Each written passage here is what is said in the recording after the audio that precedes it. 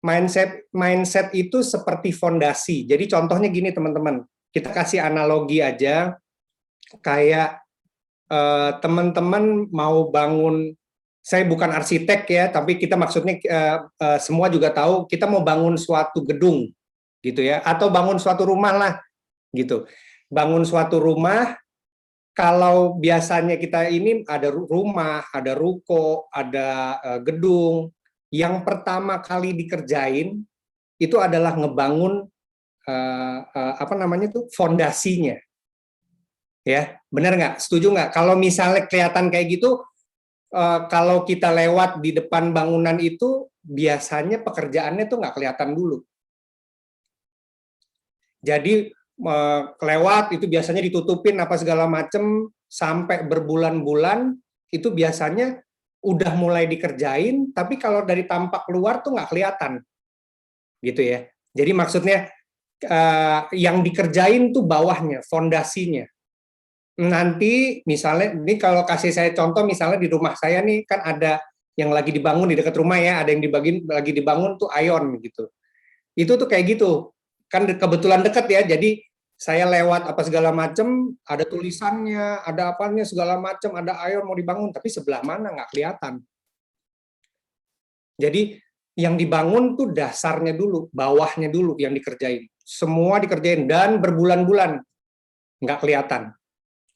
Setelah itu jadi, itu begitu dia mulai kerjain untuk naik tingkat ke atas, baru mulai cepat. Dan itu kelihatan banget, kita lewat apa segala macam, itu naik bangunannya apa segala macam sampai ke atas, jadinya cepat. Nah, teman-teman kan diajakin di sini, kalau saya dulu apa segala macam itu dibilangnya memang bisnis. Nah, bisnis itu perlu fondasi, teman-teman. Nah, fondasi di bisnis ini itu seperti mindset yang benar. Maksudnya apa? Kalau menganalogikan yang tadi bangunan, berarti teman-teman mesti bangun fondasi yang benar. Seberapa benar itu tergantung dari teman-teman melihat bisnis ini.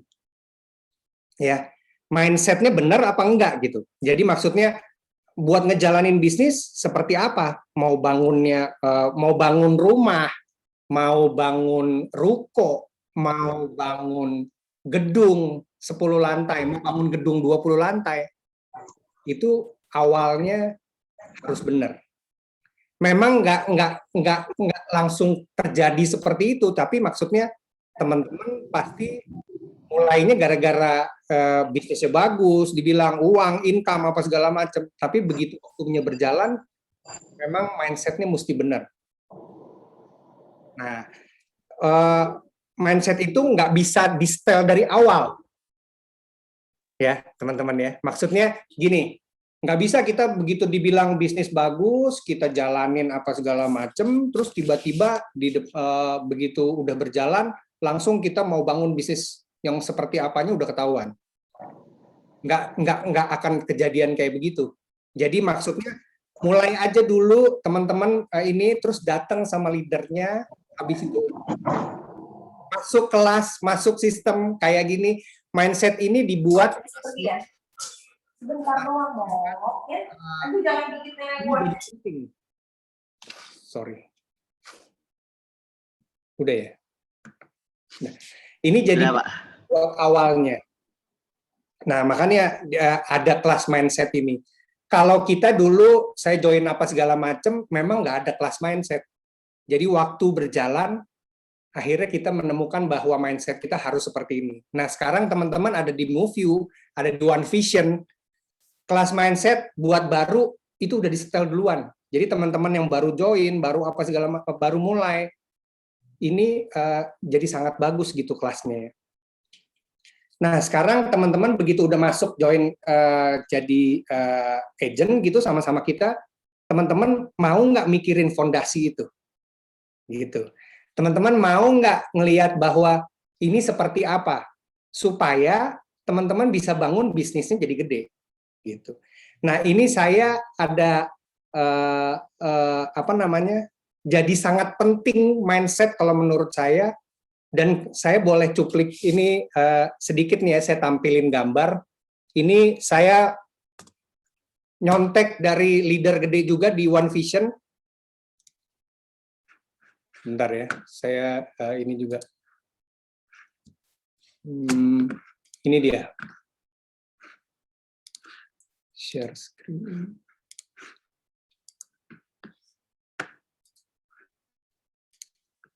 Kelihatan ya teman-teman ya? Nah, ini yang gambar ini diambil dari Pak Dimas. Saya izin saya share juga.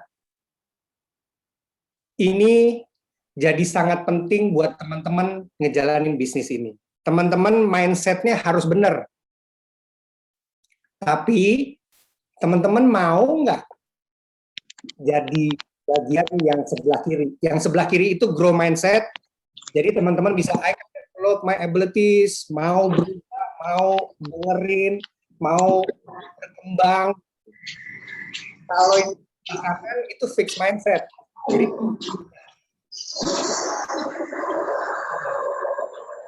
suara bocor nih.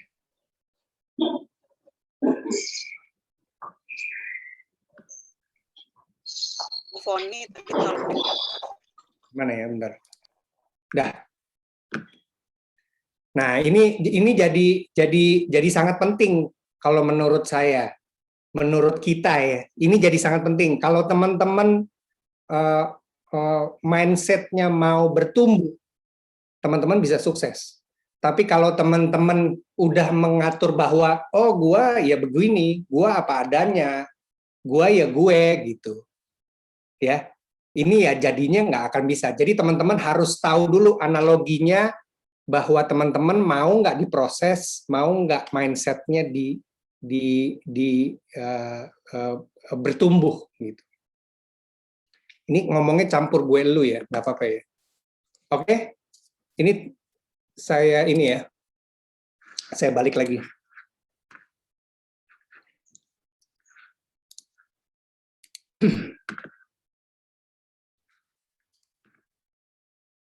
Udah ya, udah balik ya. Nah, itu yang awalnya teman-teman. Jadi kelas mindset ini jadi sangat penting buat teman-teman mulai. Teman-teman harus mau diproses gitu. Terus semua karena intinya gini, intinya teman-teman tuh semua dari background yang bermacam-macam, bener nggak? Ada background yang buat join jadi di bisnis ini itu semua berbagai macam background. Ada yang ibu rumah tangga, ada yang karyawan, ada yang pebisnis, ada yang entrepreneur, ada yang macam-macam lah ya. Cuman memang begitu masuk ke bisnis ini mindset-nya harus benar. Kok saya nggak bisa? Nah, ini dia. Ini tujuannya nih.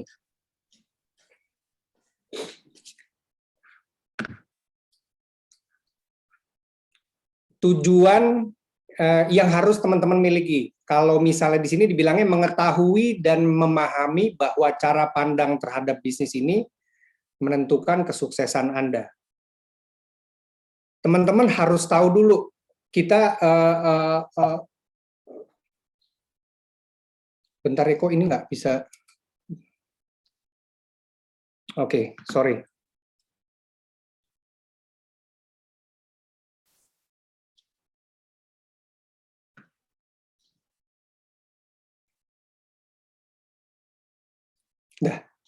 Nah, ini tujuannya ya.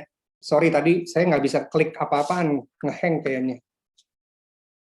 Nah, ini tujuannya. Tujuan yang harus dimiliki, mengetahui dan memahami bahwa cara pandang terhadap bisnis ini menentukan kesuksesan Anda. Jadi, teman-teman harus tahu dulu melihat bisnis ini, teman-teman masuk sebagai agent, itu kan awalnya diceritain pasti direkrut dibilangnya mau ngejalanin bisnis.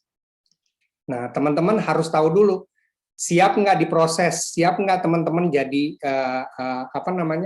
jadi pebisnis. Kalau saya sih, saya background-nya saya pernah jadi karyawan, saya juga pernah ngejalanin bisnis. dari perusahaan, dari orang tua. Kalau yang saya tangkap intinya yang paling dasar dari bisnis itu gambarannya tuh pasti kita menawarkan produk atau barang tertentu atau sesuatu. Jadi kita pasti terjadinya bisnis itu kalau kita menawarkan sesuatu. Nah, berarti ada konsekuensinya dong di situ, benar nggak? Teman-teman tahu bahwa ada orang yang enggak mau, ada yang orang mau, apa segala macam ngejalaninnya. Jadi kalau teman-teman bilang aja yang paling gampang, misalnya buka apa? Buka toko handphone, toko apa? Itu sama-sama pasti ada penolakan, pasti ada yang mau, ada yang enggak, ada yang mau lihat dulu, ada yang mau ini, itu pasti. Jadi teman-teman harus tahu dulu bisnisnya apa supaya mindset-nya teman-teman benar. Ya, begitu kira-kira. Ini kita next yang berikutnya. Nah, ini rintangan-rintangan yang ada di bisnis di Prudential gitu ya. Nah, ini rintangannya biar teman-teman juga tahu bahwa ada rintangan di sini. Ini acceptance mindset. Jadi teman-teman tahu nggak bahwa teman-teman pede nggak, yakin nggak bahwa teman-teman tuh jadi agent gitu. Teman-teman ngejalanin ini tantangannya tuh ada di diri sendiri. Teman-teman pede nggak? Mau nggak ngakuin bahwa teman-teman gue jadi agent sekarang? Gitu. Kalau teman-teman itu rintangannya tuh ada di situ. Acceptance, mindset-nya harus benar.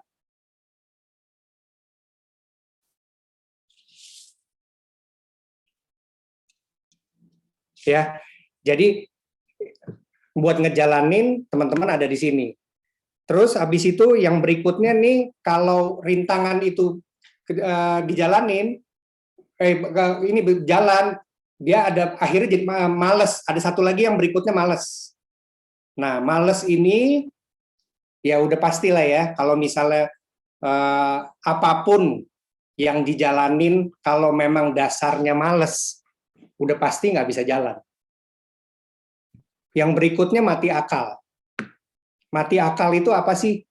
Mati akal itu nggak jadi rintangan, jadi bagian dari rintangan kita ngejalanin di bisnis ini. Mati akal itu contohnya gini, kalau misalnya kayak kita udah jadi agent, kita mau jalanin apa segala macam, terus habis itu analoginya kita jalan misalnya kayak kita mau meeting, pergi jam 9 nih, sekarang nih jam 9 pagi, terus kita mau pergi ke meeting jam 10 di satu tempat, kita jalan nyetir. Tapi waktu berjalan tiba-tiba macet. Nah, teman-teman mau ngapain tuh? Padahal kita berangkat dari rumah jam 9, terus kita pergi mau meeting jam 10, tapi terus jalanannya macet. Nah, pasti teman-teman kan cari akal dong, bener nggak? Buka Waze, buka Google Maps, atau cari jalan tikus, cari alternatif apa segala macam, supaya yang penting sampai. Setuju ya? Biasanya begitu ya, kita ngejalaninnya kan, bener nggak? Jadi jalannya akhirnya itu kita nggak mati akal gitu, cari cara bagaimana bisa sampai di tempat itu jam 10 dan kita tetap meeting. Bukan berarti kita oh ya udahlah, ini jalanan macet kita pulang. Berarti kita tuh mati akal. Sama ngejalanin di bisnis ini juga kayak gitu. Karena kita ujung-ujungnya nanti kita ketemu orang, kita datang, kita presentasi apa segala macam.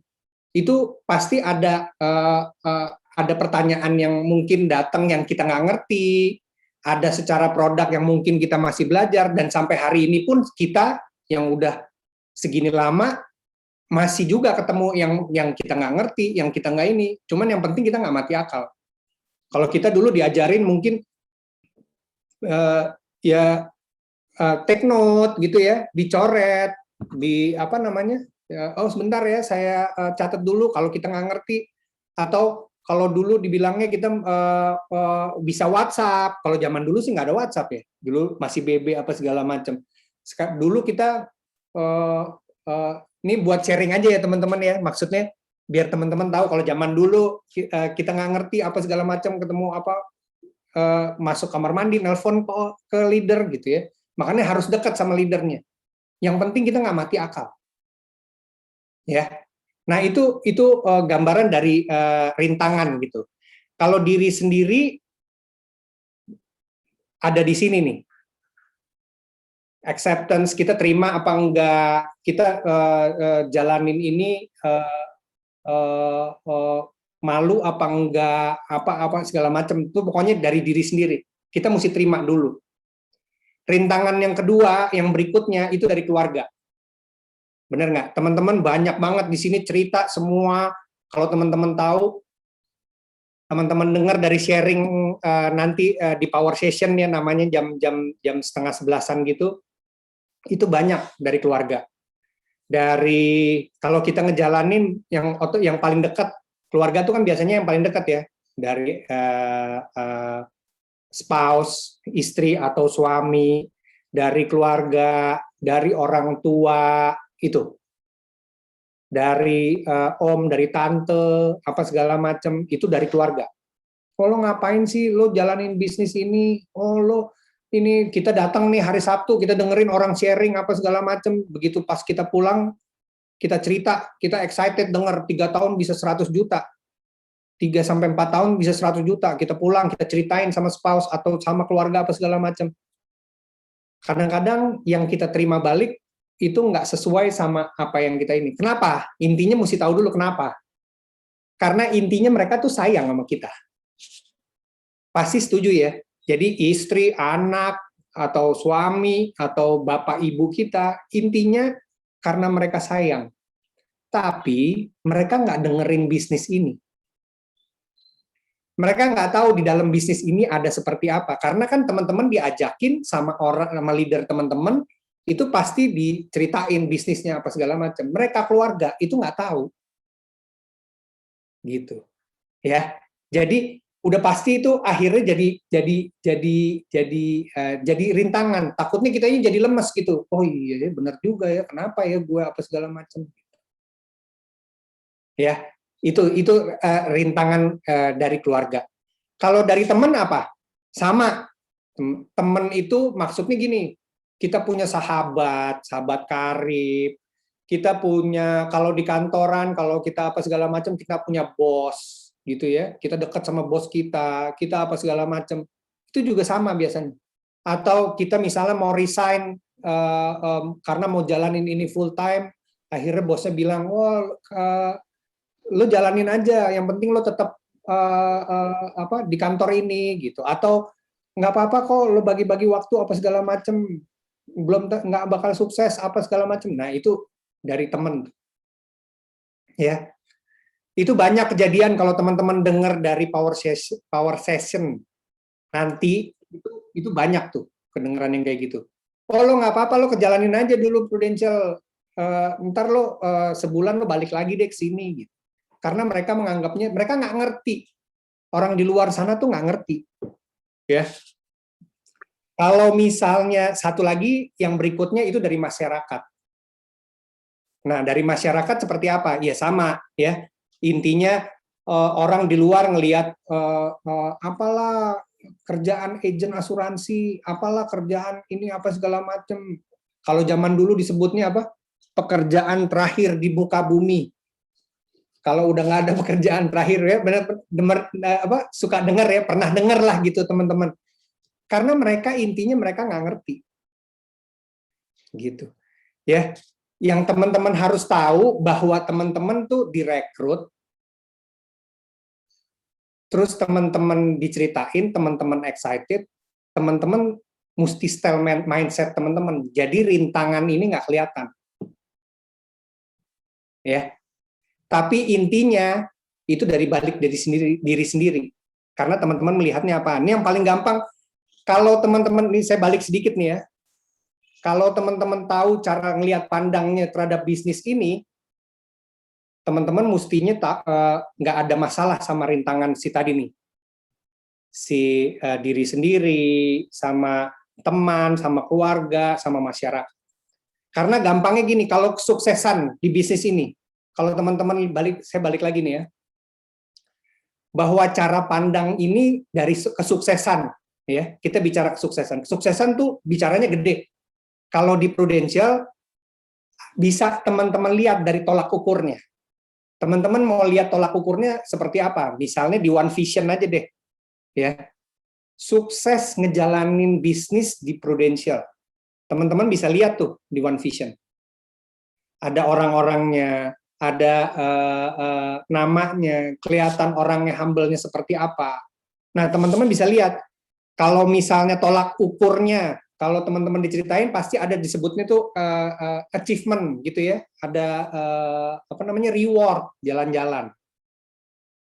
Ya, kalau itu jadi tolak ukur kesuksesan teman-teman ngejalanin bisnis ini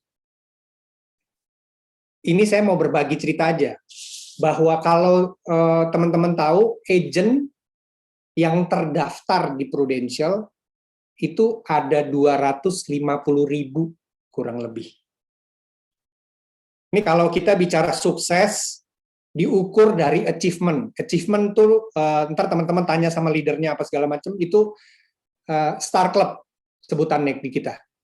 Jadi ada Star Club, ada Double Star Club, ada PCC, Presiden Kabinet Club, ada PC, Presiden Club, sekarang ada apa lagi tuh ya, ke Korea itu achievement dari Prudential.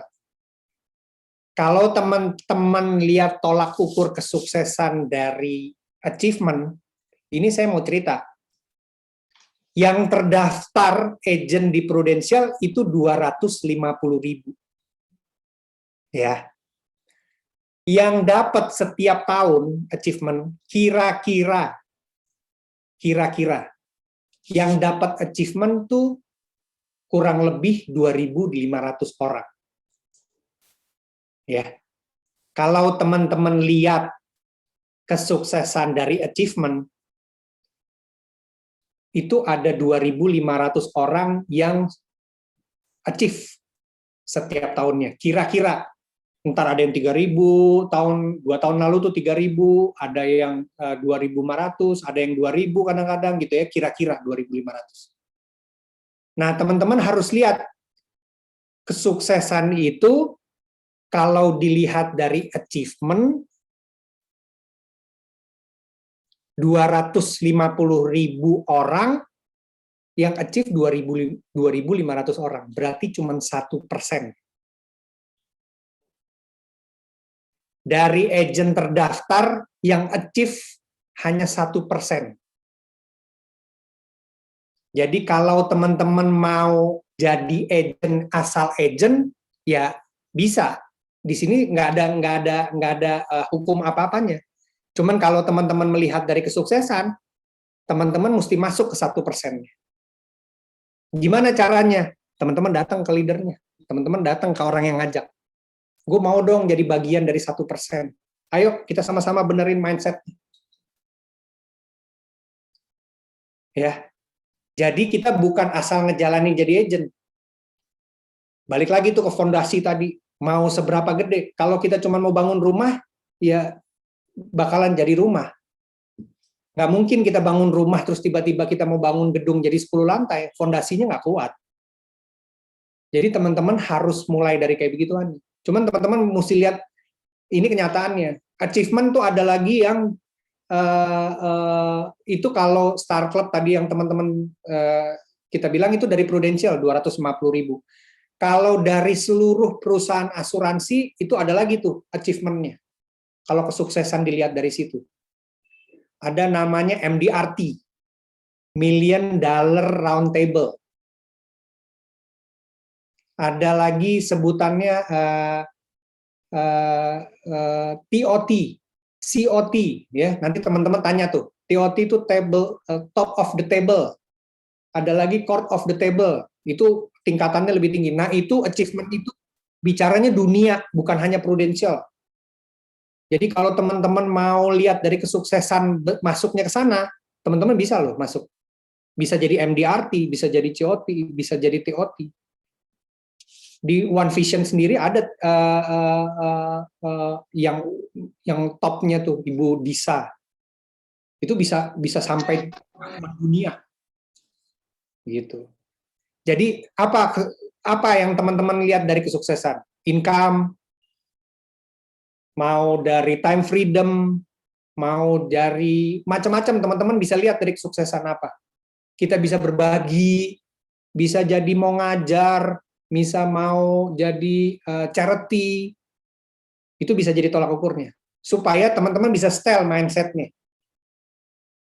Gitu. Ya, jadi ini gambarannya, tujuannya, ya. Kalau mau lihat suksesnya dari sudut pandang yang mana. Nah, masuk tadi ke rintangannya. Jadi saya kecepatan nih ya tadi ya. Ini rintangannya. Rintangannya yaitu buat sampai tujuannya kesuksesan, rintangannya ada di sini, ada di diri sendiri, ada di keluarga, ada di teman, ada di masyarakat, gitu. Sebenarnya intinya kalau orang-orang yang di luar dari kita, mereka dasarnya karena mereka nggak ngerti dan mereka sayang sama kita. Jadinya rintangan buat kita. Cuman kita bisa melihatnya seperti apa. Kita nggak juga perlu jelasin, misalnya bapak ibu, orang tua kita gitu ya, kita terangin, wah kamu, saya ngejalanin ini 3 tahun apa segala macam gitu ya. 3 tahun bisa 100 juta, nggak usah sampai detail kayak begitu. Ini contoh aja dulu, contoh. Dan banyak, saya juga ngerjain kayak ginian, juga niru dari leader-leader yang lain sama. Waktu 2007 si istri saya Foni join part-time, akhirnya saya 2008 itu full-time, itu juga keputusan kita ambil dan saya datang ke mertua. Ya, ke mertua saya datang 2008. Itu saya bilang bahwa hari ini saya waktu itu berhenti, saya jadi finance manager dulunya di satu perusahaan, terus saya resign, saya bilang saya mau full time di sini, itu minta izin sama mertua. Saya bilang saya berhenti kerja, kita mau jalanin ini sama Foni, mau jalanin ini, semoga sukses, terus 2 tahun, kalau misalnya, saya minta waktu 2 tahun, kalau misalnya ini nggak berjalan dengan benar, atau dengan nggak bagus, saya balik kerja lagi. Kita sama-sama cari kerja lagi. Background aja, saya backgroundnya finance, Foni itu notaris, istri saya notaris dan PPAT. Jadi kita tinggal semua, kita mulai. Nah teman-teman mau nggak, berani nggak gitu?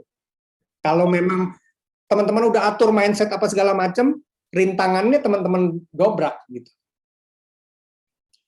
Ya, itu kalau saya versi saya, dan waktu itu saya seperti itu pun saya karena banyak orang yang melakukan kayak gitu. Kenapa?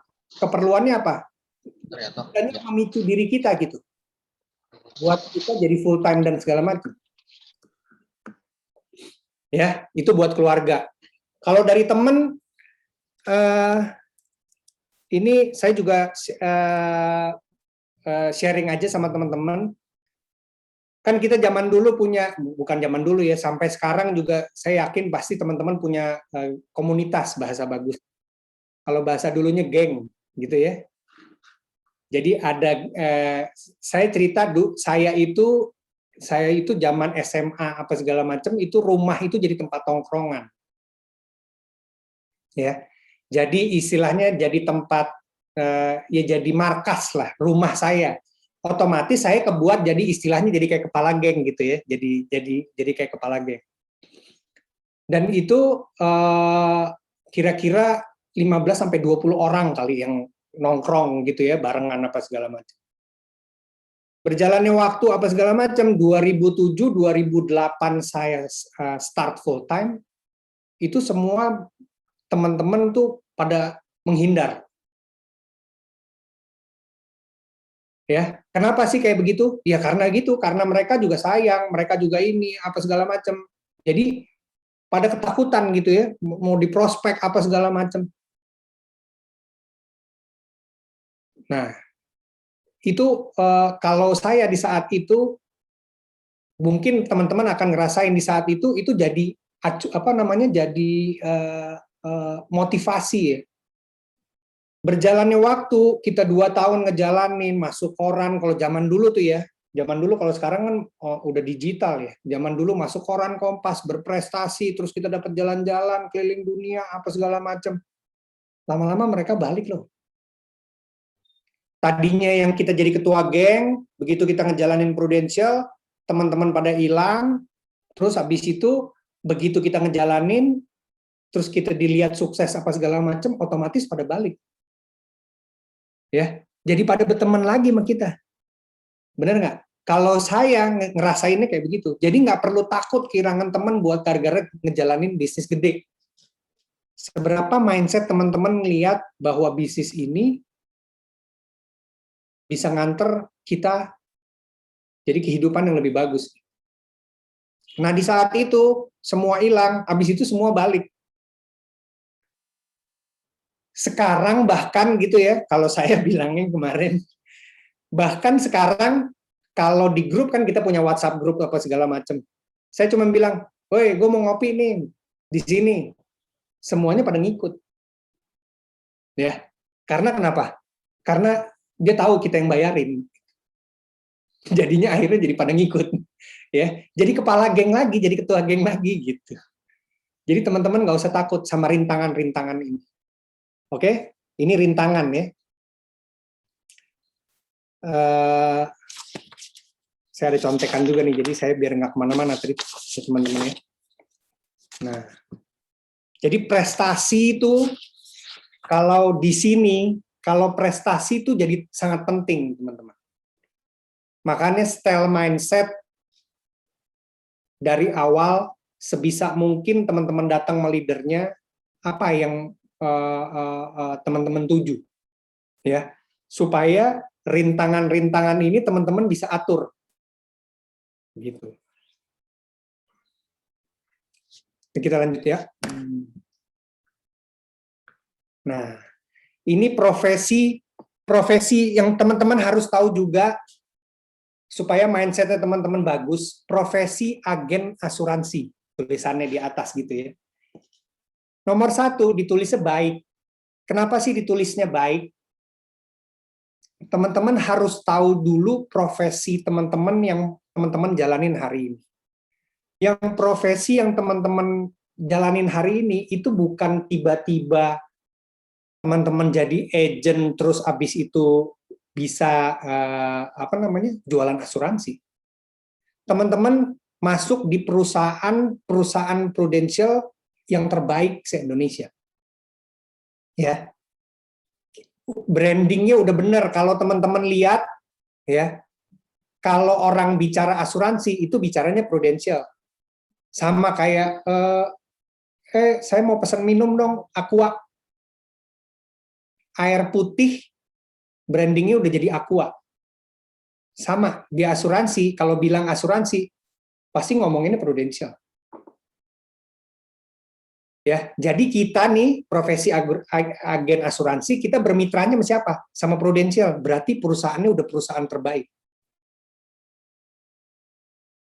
Teman-teman harus tahu dulu bahwa kita bermitra ya, agen asuransi ini bisnis, kita kan mau jalanin bisnisnya. Kita bermitra sama Prudential. Mau jadi agen asuransi itu nggak tiba-tiba ceprek akhirnya jadi agen asuransi. Kita harus melewati prosesnya. Ya, kalau teman-teman yang udah terdaftar mungkin tahu prosesnya apa, atau kalau teman-teman yang baru mau menjalanin apa segala macam, teman-teman biar tahu bahwa kita tuh mesti kalau mau jalanin mesti isi form. Terus ikut kelas namanya MFC, My First Case. Terus kita mesti ikut ujian AAJI. Jadi perusahaan asuransi itu kurang lebih ada 50 perusahaan asuransi di Indonesia, kira-kira ya kurang lebih. Itu ada asosiasinya. Ya, asosiasinya. Kalau kita mau jualan produk Prudential, itu kita mesti punya lisensinya. ya. Namanya naungannya itu AAJI, Asosiasi Asuransi Jiwa Indonesia. Ada yang syariahnya AASI, Asosiasi Asuransi Syariah Indonesia. Untuk kita jadi agent di Prudential, kita harus punya lisensinya. Ya. Jadi bukan main-main. Habis itu teman-teman mesti ujian. Ada sekarang ujiannya online, kalau zaman dulu kita mesti ujian tulis gitu. Kalau sekarang tinggal online dari HP karena udah digital apa segala macam. Setelah itu kita mesti ngikutin kelas, namanya My First Case. Setelah kode agentnya keluar, kita harus, kalau kita mau jualan produk polis, kita mesti ambil ujiannya, ujian di Proofforce, itu kelas namanya ujiannya ujian PGB sama PSGB, syariah generasi baru, ya, Prolink syariah generasi baru sama Prolink generasi baru. Jadi kita mesti ikut lagi tuh training online-nya. Kalau nggak kita nggak bisa jualan. Setelah itu kita mau jualan rumah sakitnya, PPH Plus sekarang yang lagi populer, kita mesti punya lisensinya juga. Ya. Jadi buat jadi agent itu bukan main-main. Ya. Buat profesi agen asuransi ini, itu profesi yang sangat baik. Apa sih yang sejajar? Kira-kira kalau teman-teman mau lihat nih, apa sih yang kira-kira yang sejajar? Yang sejajar tuh sama kayak dokter. Sama-sama kayak pengacara. Ya. Pengacara tuh kalau misalnya kita udah sekolah hukum, kita juga mesti ngambil sekolah khususnya. Dan harus punya lisensinya, harus lulus. Dan ada ininya semua segala macam. Satu lagi notaris. Kebetulan istri saya notaris. Itu mau jadi notaris itu juga mesti punya lisensinya. Jadi agen asuransi itu profesi yang baik, bukan main-main. Ya. Jadi kita sejajar sama mereka, sejajar sama dokter, sejajar sama pengacara, sama notaris. Gitu. Yang kedua, profesi kita udah profesinya bagus. Jadi profesinya tuh profesi agen asuransi itu baik gitu ya. Nomor duanya, kita membantu. Apa maksudnya membantu? Membantu kita merencanakan keuangan. Kalau teman-teman dengar financial advisor, ya benar nggak? Financial consultant, itu ada di kita, ada di profesi agen asuransi. Jadi kita membantu. Advisor, consultant, itu kan membantu. Jadi kita ada di nomor 2, itu profesi kita adalah membantu. Membantu kehidupan satu keluarga dari resiko kehidupan. Ya, kata-katanya gitu.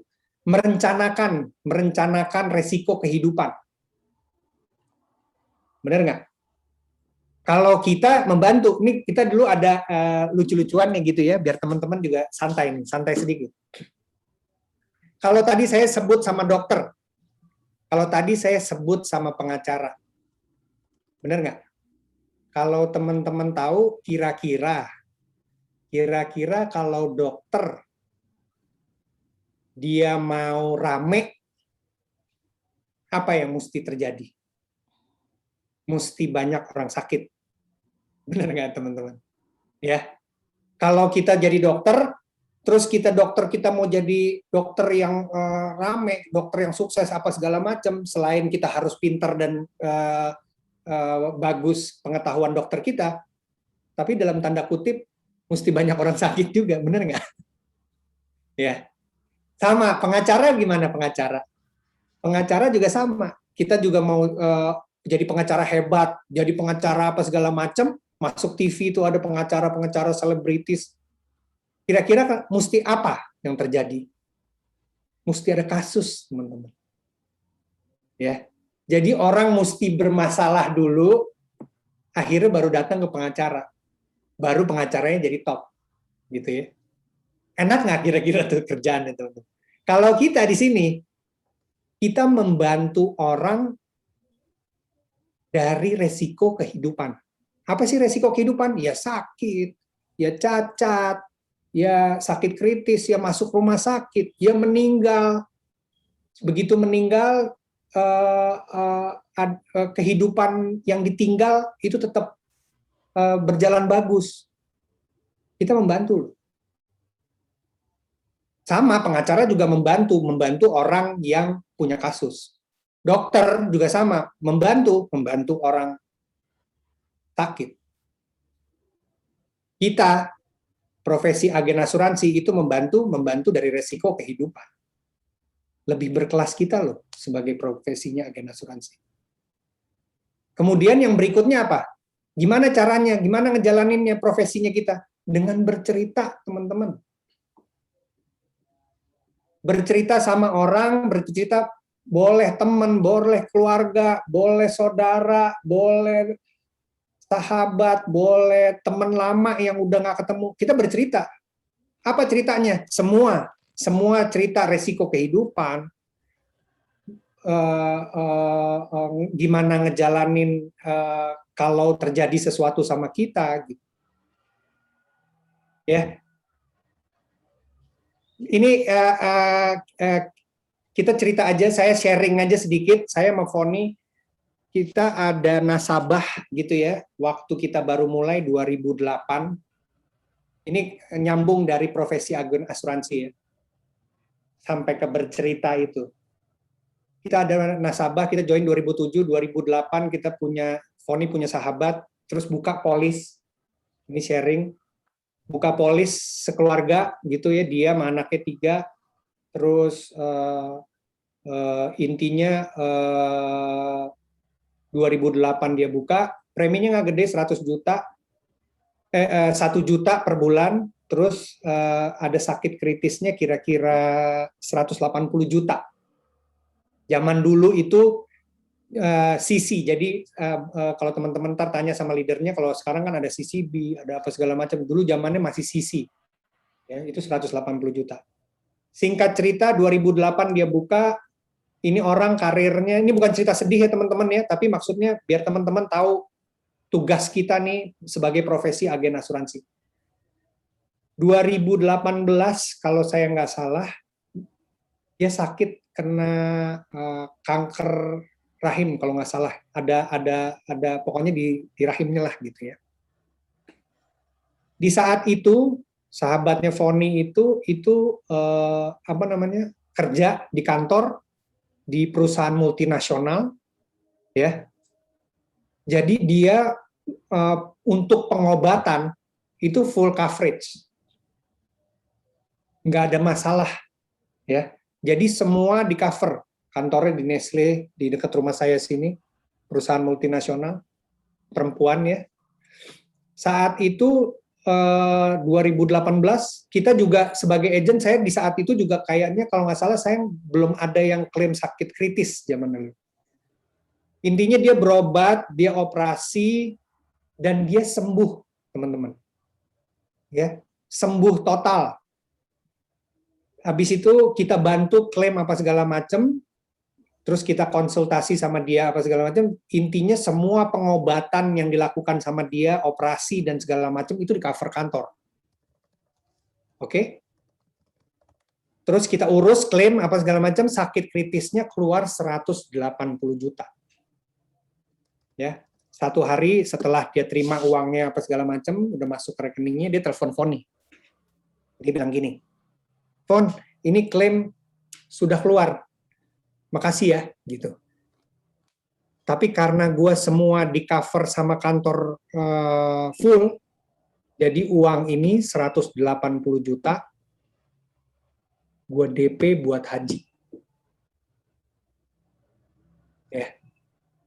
Teman-teman, rasanya ya, Foni, abis itu Foni cerita sama saya apa segala macam, rasanya di saat itu profesi kita sebagai agen asuransi itu ada di langit. rasanya ada di antara Tuhan sama manusia. Rasanya ya.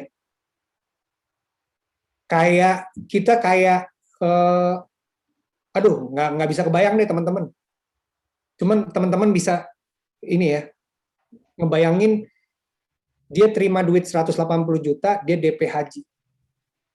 Kebetulan kalau teman-teman yang muslim, teman-teman tahu haji itu memang angkanya lumayan gede, tapi dengan uang itu, dengan kemurahan Tuhan gitu ya, dia sembuh, dia sehat, dia dioperasi, dia terima 180 juta, uangnya dipakai buat haji.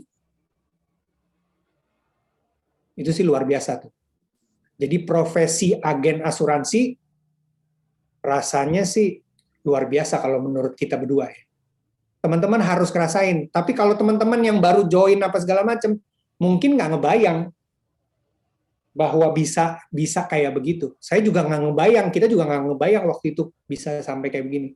Biasanya kan orang cerita sedih ya, dan itu banyak banget memang maksudnya bercerita, terus abis itu kita membantu orangnya tuh banyak banget yang meninggal, yang ini apa segala macam, yang sakit berkepanjangan, ada yang koma sampai 3 tahun gitu ya, banyak tuh cerita-cerita di luar sana. Tapi kalau ini cerita yang touchy gitu ya, apa namanya, kena gitu di hati bahwa orangnya sembuh, nggak kenapa-napa, dia DP lo buat haji gitu. Ya, teman-teman biar tahu nih sharing ini. Terus yang berikutnya, kita juga selama ngejalanin dari 2007 itu sampai hari ini, kita alhamdulillah nggak ada nasabah yang meninggal. Akhirnya baru kejadian ada nasabah meninggal itu bulan lalu. Ya. Dan kita lagi urus klaimnya. Cuman teman-teman biar tahu bahwa kondisinya di saat kita ngejalanin udah hampir 13 tahun, itu nggak ada loh nasabah yang meninggal. Akhirnya kejadian juga. Bulan lalu nasabah kita meninggal. UP-nya nggak gede, 350 jutaan, tapi biar teman-teman tahu bahwa intinya orang ini yang meninggal, nasabah kita ini laki-laki, umurnya kira-kira 47 apa kurang lebih, itu nggak pakai sakit teman-teman, lagi makan siang, keselak, meninggal. Keselak, nggak bisa napas, dibawa ke rumah sakit, meninggal. Gue taruh balik itu. Kita tuh. Gimana ya? Ini ada yang bocor yang mana ya?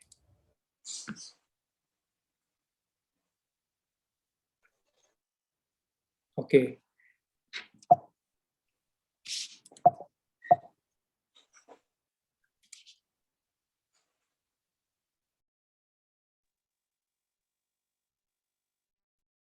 Gitu. Ya teman-teman ya. Jadi biar juga teman-teman supaya tahu bahwa resiko kehidupan itu bisa dari mana aja, bukan karena dari sakit apa segala macam. Jadi tugas kita tuh profesi agen asuransi itu membantu. Gimana cara membantunya? Cuman cerita. Cerita nih yang kayak begini, kayak teman-teman tahu. Kalau teman-teman yang baru mulai, baru join apa segala macam, nggak apa-apa teman-teman tanya sama leadernya. Cerita apa yang bisa gue pakai buat ceritain ke orang. Saya yakin bahwa leader teman-teman pasti bagi cerita. Karena kita memang banyak cerita yang dari mulai klaim COVID, berapa hari itu sampai ratusan juta. Foni, istri saya, awal Juni, kalau nggak salah bulan Juni gitu, udah COVID, udah kejadian, itu masuk rumah sakit. Salah makan, buang-buang air gitu ya, masuk rumah sakit, terus habis itu masuk sehari dites, ternyata tes darah reaktif. Masuk isolasi, kamar isolasi. Masuk kamar isolasi 3 hari, PCR swab itu negatif. Jadi alhamdulillahnya. Hari keempat keluar, hari kelima, 4 ke 5 baru pindah lagi, baru kita sama-sama. Jadi 3 hari di kamar isolasi. 5 hari totalnya 56 juta, teman. Gara-gara buang-buang air doang. Kira-kira bisa membantu nggak? Kalau teman-teman cerita. Ya, itu kira-kira profesi kita. Ya, profesi agen asuransi. Profesinya bagus, tugasnya ngebantuin dengan cara bercerita. Itu dia. Oke, lanjut. Nah, untuk ngejalanin ini semua, teman-teman udah punya mindset yang benar. Teman-teman datang ke leadernya atau yang ngajakin gitu ya, datang konsultasi, ngobrol, mindsetnya mau diatur buat jalanin bisnis yang segede gini, teman-teman udah putusin gitu ya. Ini ada kunci suksesnya. Kalau teman-teman udah atur mindset, terus mau jalanin, teman-teman mesti punya kunci sukses yang teman-teman harus punya. Nomor 1 tuh belief. Ya, mindset bener, habis itu jalanin bisnisnya. Kalau teman-teman lihat, teman-teman harus tahu belief-nya itu kayak apa. Perusahaan Prudential adalah perusahaan terbaik. Nah, teman-teman harus tahu teman-teman bermitra sama siapa. Kan kalau jalanin bisnis, kita nih jadi agent di Prudential itu bermitra. Ya. Jadi kita jadi partner sama Prudential. Ya. Kalau agent tuh gitu. Prudential adalah perusahaan terbaik. Dari mana? Teman-teman lihat. Teman-teman harus tanya sama leadernya, gimana taunya bahwa Prudential yang terbaik. Zaman sekarang lebih gampang, teman-teman. Teman-teman bisa buka Google, bisa apa segala macam, udah digital. Lihat, tanya Prudential perusahaan terbaik. Kita udah perusahaan asuransi terbaik. Itu yang tadi saya bilang bahwa brandingnya asuransi, ya Prudential. Ya. Cuman nih kalau teman-teman tahu nih kalau lihat ada juga di majalah-majalah tuh sebutannya dulu setiap tahun kita dikasihnya investor. Teman-teman bisa tanya tuh sama leadernya. Majalah investor itu biasanya ada perusahaan dia nge-review majalah investor, kalau teman-teman tahu dia nge-review best insurance company setiap tahunnya. Nah, teman-teman bisa tuh ngelihat dari situ. Jadi teman-teman juga keluar cerita sama orang, teman-teman bisa kasih lihat bahwa ini perusahaan terbaik. Ya. Kalau kita ngelihat nih dari laporan keuangannya ya, laporan keuangannya berarti kan laporan keuangannya kalau nggak salah tuh atas 2019 dilaporinnya 2020. Ya, kalau dari data yang masuk, kalau 2020 ntar baru April kali ini baru keluar. Ya. Asetnya aja Prudential itu 80 triliun. Ya, biar teman-teman tahu 80 triliun itu kayak apa. 80 triliun teman-teman tulis deh. Nolnya banyak banget. Ya. 9, 10 nolnya. Triliun. Oh, lebih ya berarti ya. Lebih banyak lagi kalau itu miliar, 80 miliar. Tambah lagi, nolnya 3 lagi. Ya. 80 triliun asetnya Prudential. Terus ada lagi yang disebut yang jadi penting itu RBC, RBC. Ya, kepanjangannya kalau nggak salah risk based capital. Itu dari setiap perusahaan asuransi itu diwajibkan sama pemerintah Indonesia itu 120%. Jadi kalau suatu perusahaan asuransi di bawah dari 120%, itu perusahaannya di merger, teman-teman. Ya, perusahaannya nggak boleh gabung. Jadi maksudnya harus minimal di 120%. Nah, Prudential tahun 2019 RBC-nya tuh 678%. 678%. Ya. Jadi kalau yang dibatasin sama pemerintah 120%, itu kira-kira 5 kali lipatnya kurang lebih. Ya. Ini teman-teman harus tahu perusahaan terbaik itu dilihatnya dari mana. Oke. Yang kalah penting itu tahun 2019 Prudential bayar klaim. Nah, kenapa kita ngomongin bayar klaim? Teman-teman harus tahu dulu analoginya perusahaan asuransi.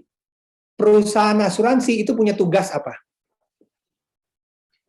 Kalau teman-teman tahu, perusahaan asuransi tugasnya sebagai perusahaan asuransi, ya bayar klaim. Benar nggak?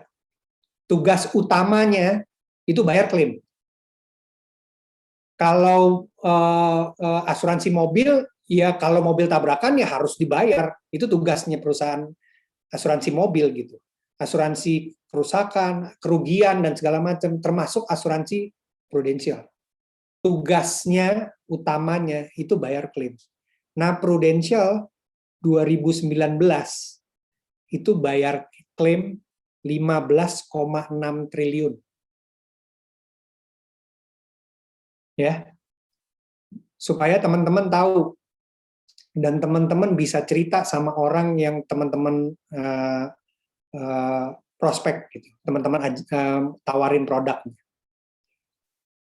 Prudential bayar klaim 2019 itu 15,6 triliun. Ya. Segitu tuh perusahaan kita tuh. Tahun 2020 belum ada angkanya, mungkin nanti nih keluar. Tapi yang pasti kalau prediksi saya ya, udah pasti angkanya gede karena kan udah masuk pandemik tuh ya 2020. Gitu. Terus yang berikutnya, belief sama produknya. Nih ya, teman-teman ya. Belief sama produk, itu seperti apa sih belief sama produk? Otomatis, kalau saya bilangnya otomatis, kalau perusahaannya perusahaan terbaik, udah pasti produknya produk terbaik. Setuju nggak? Ya, kalau saya udah pasti bilangnya begitu, karena nggak mungkin jadi perusahaan terbaik kalau nggak produknya terbaik. Produknya terbaik, teman-teman. Setiap tahun keluar produk baru. Ini yang sekarang ada perwarisan, tadinya ada unit link, sekarang ada konvensional, udah mulai masuk Prudential. Tadinya cuma satu produk, sekarang banyak produk, ada PGB, ada warisan, ada Prucinta, teman-teman tanya sama leadernya. Udah pasti perusahaannya jadi perusahaan terbaik. Ya. Perusahaan terbaik, produknya udah pasti jadi produk terbaik. Oke, itu untuk produk. Jadi banyak teman-teman bisa belajar, bisa cerita sama orang mau untuk yang kebutuhan dari nasabah. Oh, gue maunya warisan aja, ada perwarisan. Oh, gue maunya rumah sakit aja, ada rumah sakit. Oh, gue maunya sakit kritis aja, santunan kalau misalnya gue kenapa-napa. Oke, ada. Ya. Yang berikutnya ada Move University, adalah universitas terbaik. Nah, teman-teman harus tahu nih, Move University itu dibuat sama One Vision. Nih, teman-teman sekarang ada di One Vision, ada di One Vision kantor, jadi sebutannya agency office ya, KPM, kantor pemasaran mandiri sebutannya. Jadi Prudential itu jual polis itu melalui kantor-kantor agensi. Kantor-kantor agensi itu tersebar di seluruh Indonesia, kurang lebih itu kalau nggak salah saya kurang lebih ya, ada 450 kantor. Yang kayak One Vision ini ada 450 kantor tersebar di seluruh Indonesia. Salah satunya kita One Vision. Nah, One Vision itu buat universitas, itu namanya Move University. Jadi setiap kantor pemasaran mandiri itu boleh buat cara sendiri. Seperti apa dia jual produknya si Prudential. Boleh konsen sama warisannya, boleh konsen sama anak aja atau orang tua si generate money, itu boleh macam-macam. Nah, kita One Vision itu buat Move University-nya. Move University-nya itu maksudnya apa? Cara kita cerita sebagai agent, cara kita cerita sama nasabah. Itu dibuat sebutannya kayak universitas terbaik. Nah, teman-teman harus tahu One Vision itu. Jadi Prudential itu punya kantor pemasaran mandiri kurang lebih 450, itu di ranking sama Prudential. Ya, di ranking dari 450, kita tahun lalu tuh ada di 15 besar, teman. Ada di ranking 14 kalau nggak salah saya. Ya, dari 450 kantor. Gitu. Biar teman-teman tahu. Habis itu orang BOD ya, Board of Director-nya dari dari One Vision apa segala macam, sama pengajar-pengajarnya itu buat Move University. Universitas kayak teman-teman ambil S2 gitu ya, kira-kira gitu. Kuliahnya kapan? Kuliahnya hari Sabtu nih kayak sekarang. Pagi ini itu ada kelas paralel. Ada 5 kelas kalau nggak salah saya ya. Ada kelas leader, ada kelas syariah, ada kelas untuk agent baru, ada kelas agent yang udah advance. Itu paralel. Pagi ini, jam 8.15 sampai jam 10.15 kurang lebih. Setelah itu, ada power session namanya. Power session itu jam 10:30 sampai jam 12-an. Itu universitasnya, teman-teman. Jadi kayak universitas, teman-teman ngambil S2, setiap hari Sabtu kita belajar sama-sama. Nggak usah bicara agent baru, agent yang lama pun, yang udah kayak saya yang udah segini lama pun, tetap belajar. Ngambil S2. Justru kalau kayak kuliah, ngambil S2 di sini enak banget, teman-teman. Karena ngambil S2, ngambil universitasnya, terus langsung praktek, kita dapat uang, dapat income. Ya. Kalau kita ngambil S2, kita ngambil SKS, kita mesti bayar kuliahnya. Ya. Jadi ini Move University itu udah kantor agensi yang paling bagus lah. Ya, teman-teman ikutin aja sistemnya. Gimana caranya ntar kita bahas di belakang. Itu ikutin kelas. Senin juga kadang-kadang ada ada kelas kadang-kadang gitu, ada workshop apa segala macam. Ikutin aja. Ini proven gitu. Yang berikutnya belief. Leader Anda adalah guru terbaik. Ya.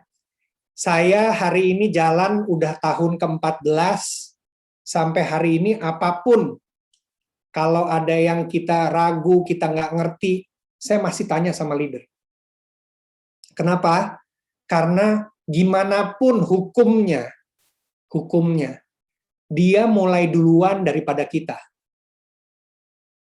Jadi kita pasti nanyanya sama dia. Karena dia pasti kasih solusi. Di sini bisnisnya antik, teman-teman. Ya. Bukan kayak, sorry, saya bukan ini, cuman bukan kayak kita di kantoran, ada politiknya. Kalau kita nanya sama bos, kalau kita nanya biasa nggak apa-apa, tapi kalau kita bawel apa segala macam, belum tentu bos kasih tahu ilmunya. Kalau di sini kayak keran bocor, teman-teman, istilahnya. Kita sebagai leader, ada agent di grup kita, udah pasti 100% semua dikasih tahu yang leader teman-teman tahu. Karena nggak ada kepentingannya buat ngefilter atau nahan-nahan. Karena kalau agent kita berprestasi, otomatis leadernya juga kedorong. Jadi, sementara ini leader itu adalah guru terbaik, bukan sementara ini, seumur-umur ini pasti kayak begitu. Teman-teman harus believe apapun kejadiannya. Jadi istilahnya nggak usah nanya ke teman, nggak usah nanya ke kiri, ke kanan, apa segala macam. Tanya sama leadernya. Oke? Yang berikutnya believe diri Anda bisa, layak sukses, dan yang terbaik. Nah, teman-teman harus punya ini. PD, kalau sebutannya ya. Kenapa dibilang PD? Karena ya memang teman-teman ada di bisnis ini itu atas pilihan orang-orang atas pilihan leader teman-teman waktu ngerekrut. Jadi waktu direkrut teman-teman udah dipercayakan bahwa teman-teman tuh bisa ngejalanin ini layak, bukan sorry ya, kita bukan kayak kita ke pasar, semua orang ayo ikut jadi agent gitu. Yang leader tuh nggak kayak gitu. Pasti dia punya screeningnya sendiri. Makanya teman-teman direkrut.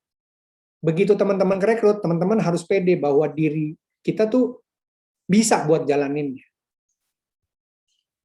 Ya, itu belief-nya.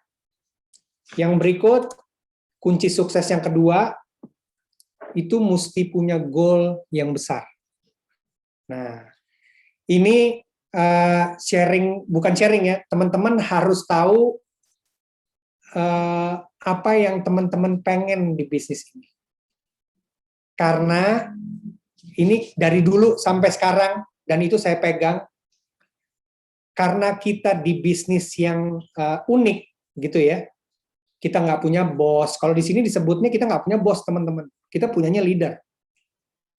Teman-teman mau jalan, teman-teman enggak, itu atas kemauan diri teman-teman sendiri.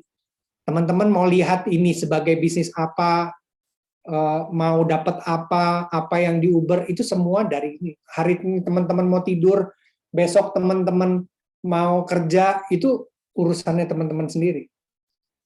Nah, kenapa kunci suksesnya goal yang besar itu jadi penting?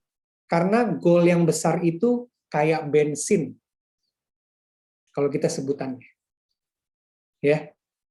Jadi kayak bensinnya, maksudnya apa? Kita mau jalan, kita mau gerak, kita mau cerita sama orang, kita ada yang kita Uber, itu karena kita punya goal yang besar.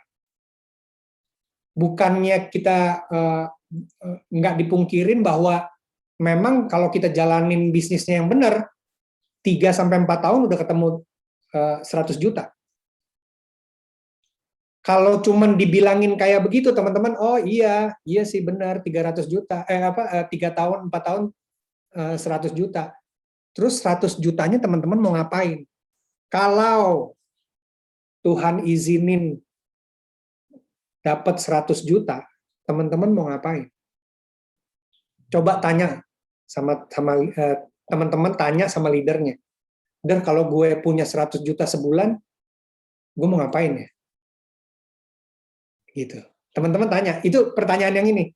Ntar begitu dapat 100 juta, teman-teman udah tahu nih ngabisinnya.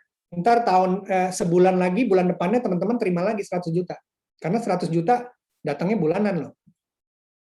Ya. Teman-teman harus tahu makainya buat apa. Goal yang besar itu bensin buat teman-teman jalan. Kalau teman-teman bilang 100 juta tahun ini, bulan ini gue dapet, gue mau beli ini, gue mau beli itu, gue mau beli ini, mau ganti apa segala macam. Terus bulan depan dapat lagi 100 juta, beli apaan nih gue ya? Kurang gede. Goal teman-teman berarti kurang gede. Kurang besar. Harus tahu dulu mau ngapain. Ya, itu goal yang besar. Itu jadi penting. Kadang-kadang, nah ini cerita nih ya, kadang-kadang banyak yang sharing, kadang-kadang buat orang yang nggak ngebayangin 100 juta bisa datang setiap bulan, goal itu udah dikubur, udah nggak pernah mikirin goal, gitu loh teman-teman. Maksudnya apa sih hidup ini yang paling gede biasanya gitu ya? Mau ganti kendaraan, mau jalan-jalan ke luar negeri, mau umroh, mau haji, mau ibadah gitu ya. Kalau yang non-muslim sama juga kan ada lordes apa gitu. Terus mau yang masih single mau nikah, itu yang semua tuh, mau beli rumah, yang dulunya naik motor mau beli mobil, yang punya mobil dulunya sekarang mau beli mobil yang bagusan. Itu yang gede-gede, yang teman-teman mesti bayangin. Kadang-kadang kita udah nggak ngebayangin yang kayak begitu-begitunya. Ini jadi sangat penting. Kalau teman-teman punya, teman-teman langsung datang ke leadernya. Saya 3 tahun lagi saya mau beli mobil. Apa mobilnya? Warnanya apa? Mereknya apa? Itu jangka panjang, 3-4 tahun. Kalau teman-teman punya yang jangka pendeknya, sampai akhir tahun ini, gue mau punya income 20 juta, buat yang baru join apa segala macam. Gimana caranya? Yang penting punya goal dulu. Habis udah punya goal, teman-teman datang ke leadernya, bilang, gue mau punya goal kayak begini, gimana caranya? Jaminan sama saya, pasti leadernya akan bahas barengan teman-teman, gimana cara ngedapetinnya. buat mindset yang benar, habis itu set goalnya supaya punya bensin ngejalaninnya, otomatis sampai. Asal teman-teman mau jalanin. Ya, goal itu harus seksi kalau kata orang-orang ya, supaya bensinnya kenceng ngebakar kita. Itu kunci sukses yang nomor 2. Oke, yang ketiga, nah ini dia kunci sukses. Kita mau buat ini buat diri kita sendiri nih. Kita mau berubah, teman-teman. Kosongin gelas. Kalau sebutannya zaman itu tuh,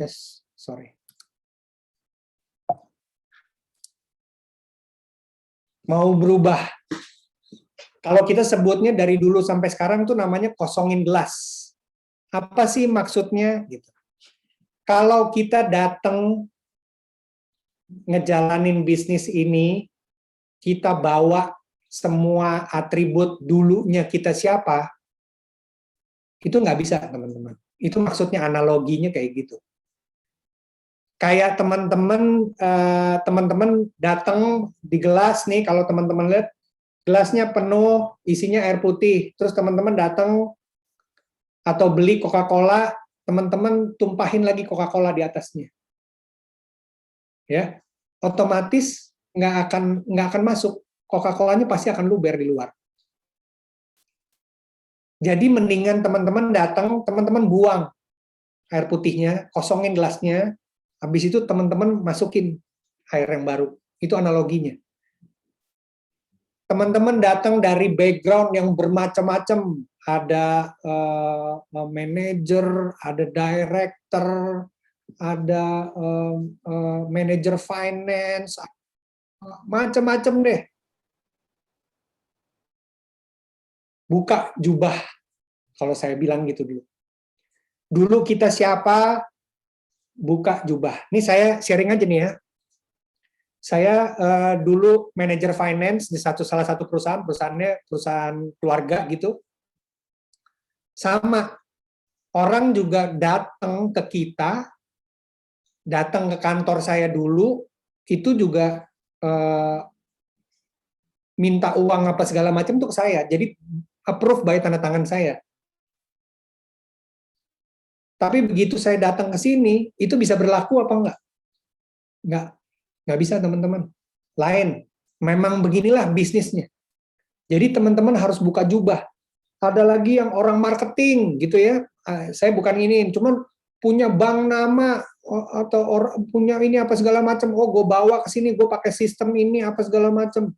Ada dulu dari ada dari satu perusahaan punya karyawan 800 orang, gue mau terapin di bisnis ini. Nggak bisa, teman-teman. Teman-teman harus buka jubah, ngosongin gelas, terima yang baru, belajar sama-sama. Kalau mau sukses, teman-teman harus siap sama berubah. Oke? Yang berikutnya mengubah menjadi pribadi yang positif. Ini nggak kalah penting. Teman-teman harus jadi positive thinking. Dari sudut pandang manapun. Dari cara lihat bisnisnya, cara lihat nasabahnya, cara lihat leadernya, cara lihat kantor kita One Vision, semua. Jadi pengembangan diri, kita jadi pribadi yang lebih positif. Ya, yang ketiga itu keluar dari comfort zone. Ini kayaknya teman-teman udah banyak dengar, comfort zone itu adalah musuh yang paling gawat gitu ya. Kalau udah kena comfort zone, buat keluar itu jadinya agak PR buat kita. Karena gini teman-teman, kalau teman-teman tanya sama leadernya, kalau cuman mau cari income 10 juta gitu ya, atau 20 juta deh, buat ngejalanin di bisnis ini, setahun aja teman-teman bisa loh. 10 juta, 20 juta gitu ya, punya income, buat ngejalanin, buat yang baru join gitu, itu bisa. Istilahnya dalam tanda kutip gampang. Ya, dari ikutin aja sistemnya apa segala macam nyampe. Nah, sekarang teman-teman kalau udah terima 10 juta, 20 juta, teman-teman mau bergerak lagi apa enggak? Atau terima udah 5 juta, wah udah bagus nih dari tambahan dari karena masih part time apa segala macam, lumayan lah tambahan 5 juta. Teman-teman harus keluar dari comfort zone. Kalau teman-teman lihat ini bisnis gede, mindsetnya teman-teman harus benar. Dan harus lihat ke diri sendiri. Oh, gue di comfort zone nih. Gue harus bergerak. Gitu. Ini kunci sukses yang ketiga.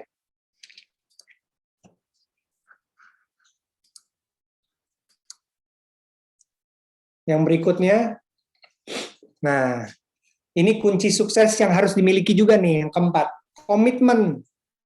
Nah, teman-teman harus komit. Datang training setiap Sabtu, ada kadang-kadang Senin, ada workshop, atau ada acara grup, gitu ya. Grup tuh maksudnya dari leader, apa segala macam, ntar undangan, hari apa, hari Selasa, atau apa, ada acara health edu, sebutannya di kita gitu ya. Ada Rabu, 2 mingguan sekali, asah terus, teman-teman. Hari ini yang kayak tadi saya bilang, udah jalan tahun ke-14, sampai hari ini saya datang training Sabtu loh. Mungkin kelasnya teman-teman sama aja, akhirnya muter itu aja. Benar, saya juga datangnya kelasnya akhirnya itu aja. Tapi kita terimanya itu dari orang yang berbeda. Kalau teman-teman datang ke mindset, hari ini saya ngajar, ntar 2 minggu lagi apa ya? Apa 4 minggu ya muternya.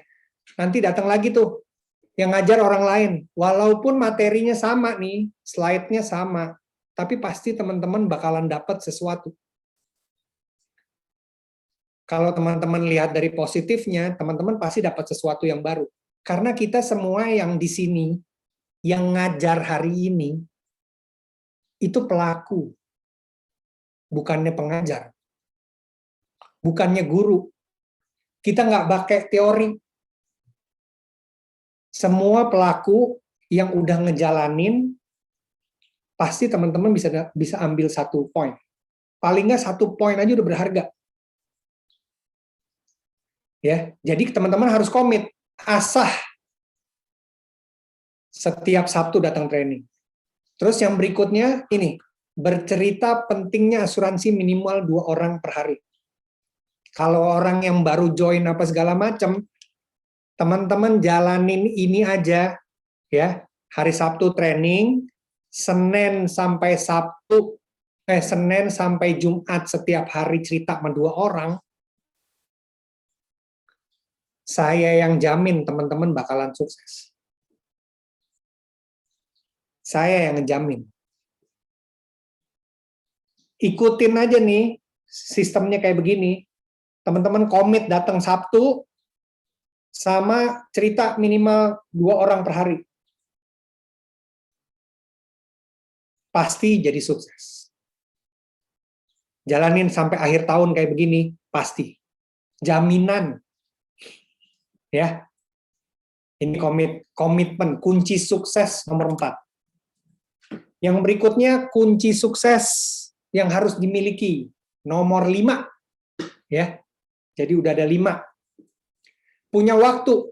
Nah, maksudnya apa tuh punya waktu? Mau luangin waktu untuk datang training Sabtu. Ya. Karena gini, kadang-kadang ya, bukan kadang-kadang, banyak nih cerita di luar sana gitu. Iya, gue udah kerja dari Senin sampai Jumat, hari Sabtu udah waktu keluarga gue, atau gue udah capek kerja, gitu apa segala macam. Kalau mau sukses, teman-teman harus tetap punya waktu buat training Sabtu. Ya. Karena kita gini intinya, semua makhluk di bumi ini, sok tahu ya. Makhluk di bumi ini semua sama-sama, kita semua sama-sama dikasih waktu 24 jam. Benar nggak? Ya, nggak ada yang lebih semenit, bahkan nggak ada yang lebih sedetik dari setiap orang di dunia ini. Pertanyaannya kalau teman-teman datang ke One Vision, banyak tuh orang-orang yang sukses. Banyak orang-orang yang mulainya dulunya juga masih kerja. Gitu ya. Karena orang kadang-kadang datang bilangnya gini, waduh, gue nggak punya waktu, gue kerja apa segala macam. Lo sama, kalau teman-teman dengar sharingnya, setiap Sabtu ada power session itu, dulu orang mulai itu dari overtime, ngejalanin bisnis prudensialnya part time, tapi ngerjainnya itu overtime. Jadi dia kerja dulu, setelah pulang kantor baru dia ngejalanin pro. Itu banyak banget cerita yang kayak begitu. Cuman teman-teman mau nggak ngejalanin itu? Hari Sabtu, training, tetap datang. Yang berikutnya training, ketemu, leadernya panggil, atau ayo kita ketemuan yuk, apa segala macam.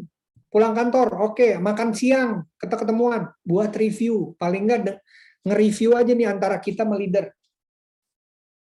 Ada apa perkembangannya minggu ini, ada ketemu sama orang, apa keberatannya, apa masalahnya. Kemudian ini prospek dan follow up. Mesti punya waktu, intinya ini dia. Ini salah satu jadi modal.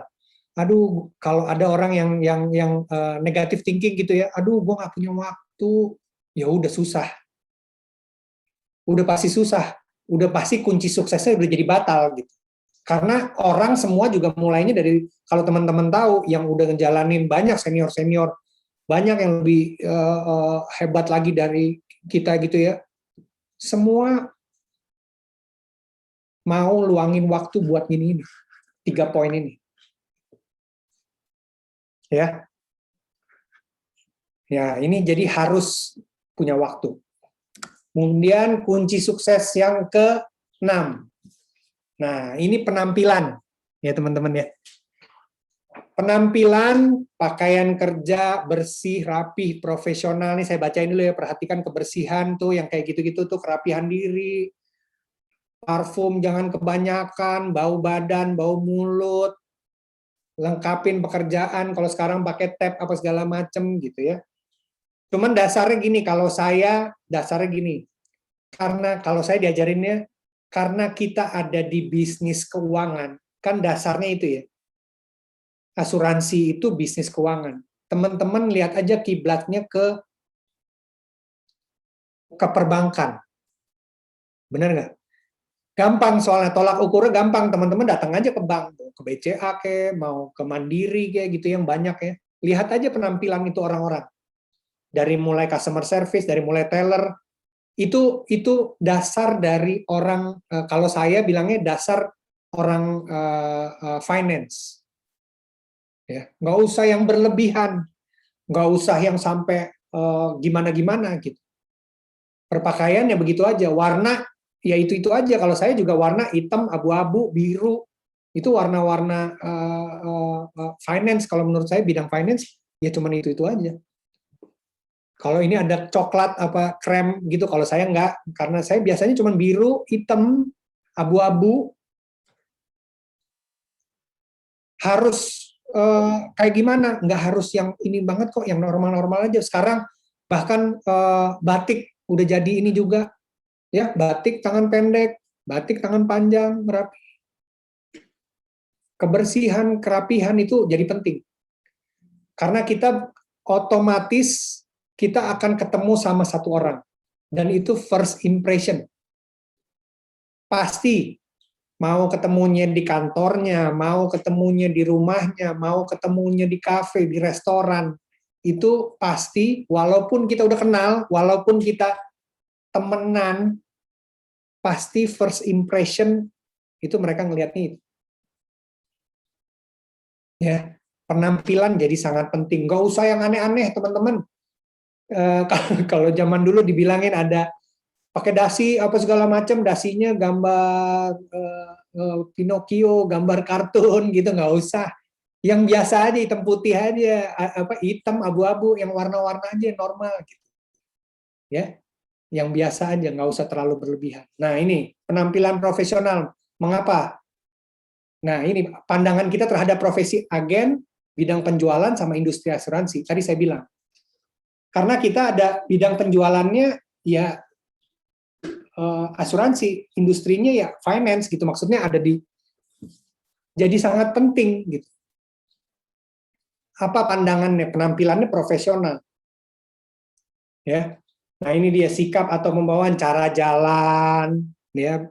Kalau teman-teman mau sukses, cara jalan, cara bicara, makan nggak belepotan, duduk yang rapih, yang benar, bukan angkat kaki gitu ya, diri, itu semua bisa belajar teman-teman.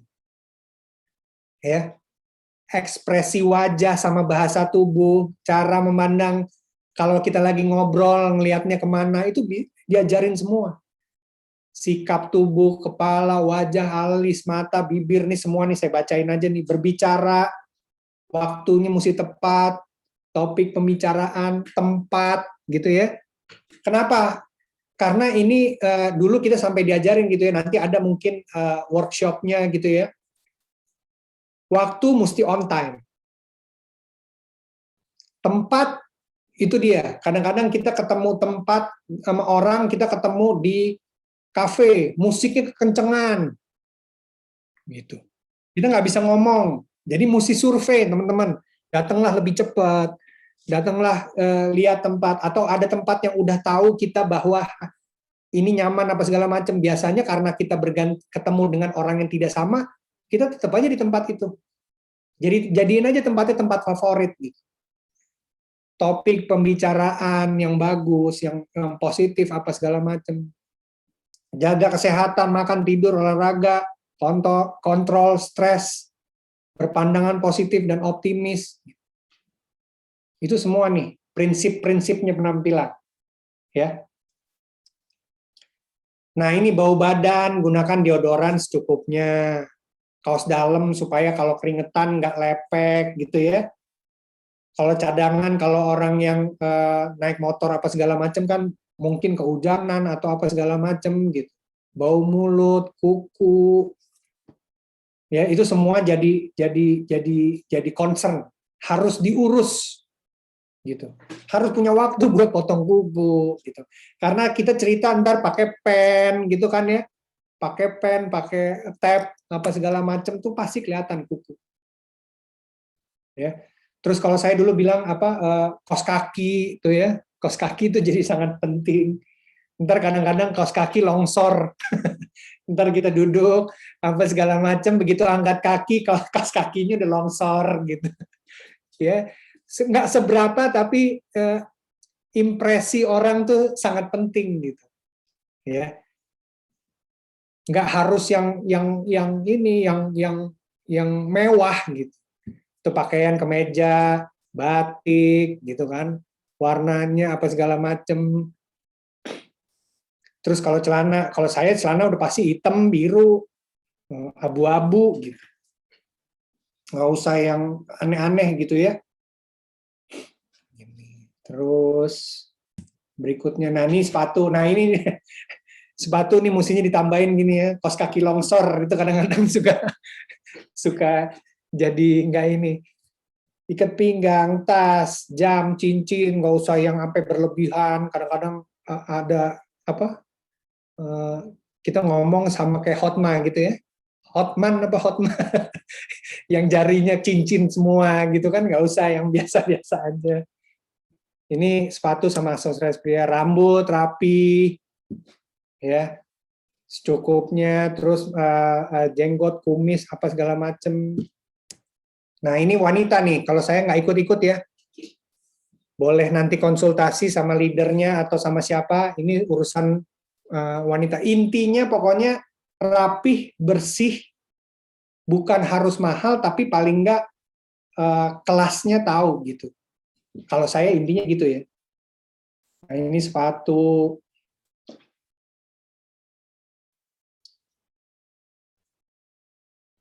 Sepatu wanita, make up, nggak usah sampai menor-menor gitu kan. Ya, terus rambut, habis itu aksesoris. Ntar teman-teman bisa konsultasi aja nih ya. Nih saya baca ini aja hijab. Nih sekarang juga kan lagi tren nih gitu. Nah, ini juga nih ada yang pakai gamis gitu ya kalau ini. Nah, ini contoh-contoh. Oke.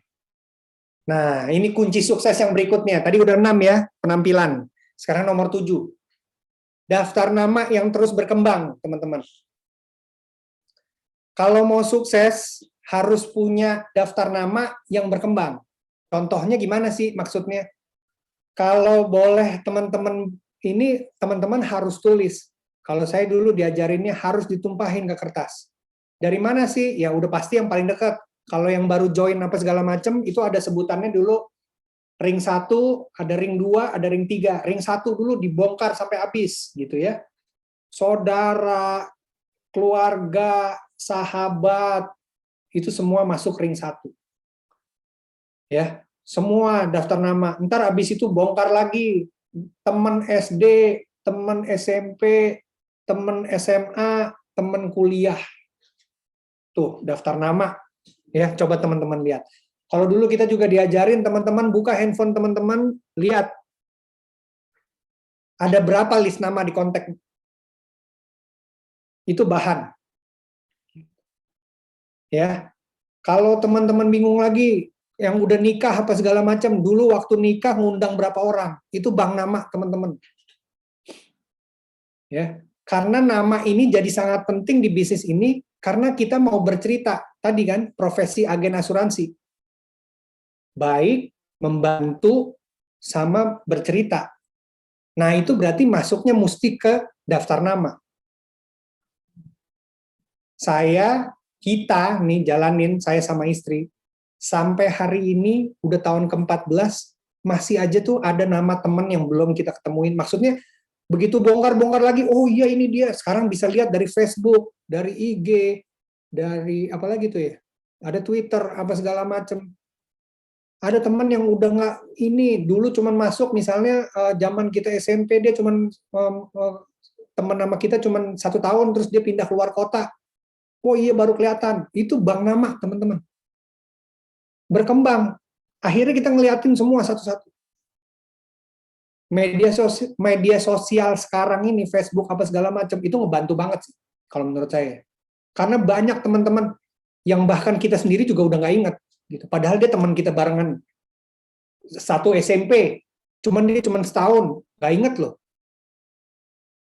Tapi pasti bisa berkembang. Kalau udah masuk, semua udah selesai, teman-teman bisa tuh masuk komunitas,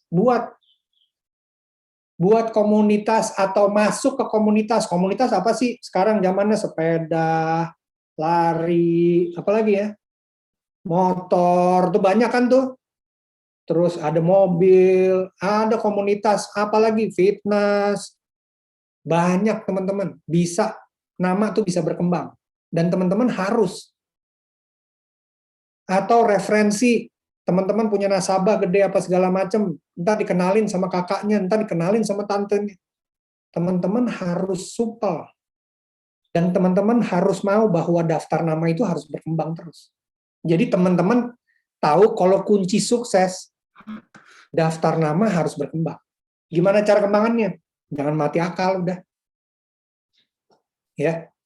Teman-teman bisa buat, yang saya lihat sih sekarang tuh yang masih banyak, yang lagi banyak sepeda. Sepeda banyak banget. Ya. Semua sampai Sudirman aja dibuatin jalur sepeda khusus kan? Berarti itu daftar nama. Oke? Yang berikutnya. Nah, ini dia kunci sukses terakhir nih kalau nggak salah, yang nomor 8. Mau belajar. Ya. Ikutin sistem training, Senin, sales proses yang diajarin gitu ya. Jadi ntar teman-teman kalau yang baru join pasti dikasih cara. Nih ya. Kalau mau sukses, seorang agent yang sukses harus mau apa? Bikin janji lewat telepon. Ya.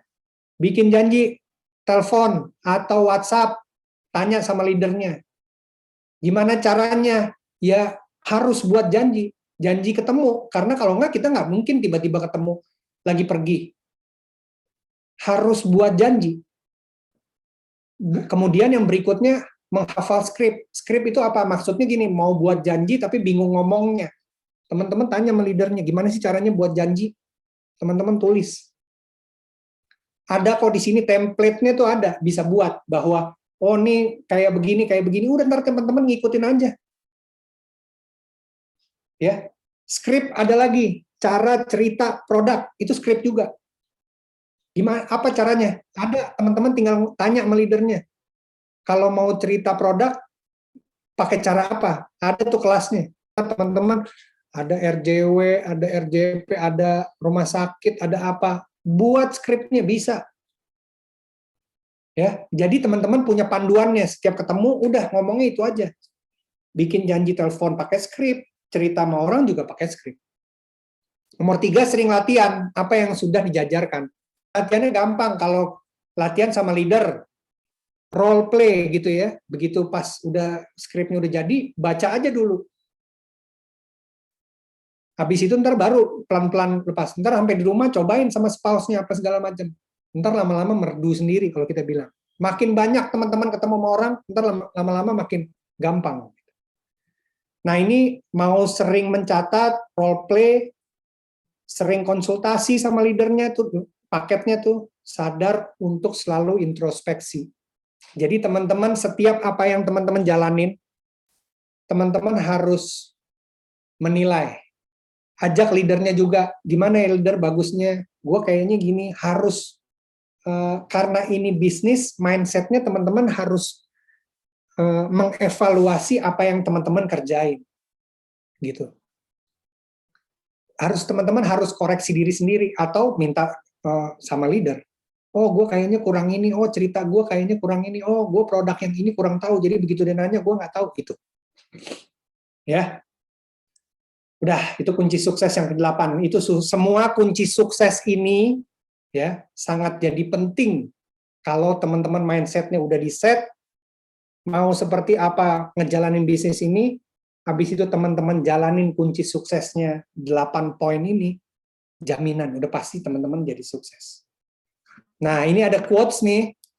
Successful people are successful because they from the habits of doing those things that failures don't like to do. Ya.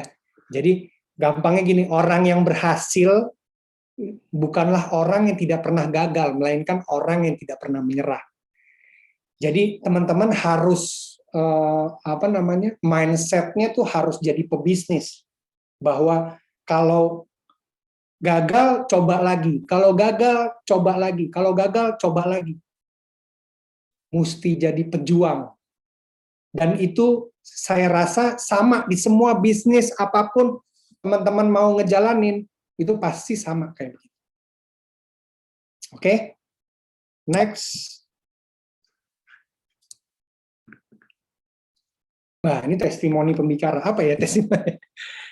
Pokoknya gini teman-teman, saya sama istri join, Foni duluan, Foni join 2007 November. Dia ngejalanin part-time,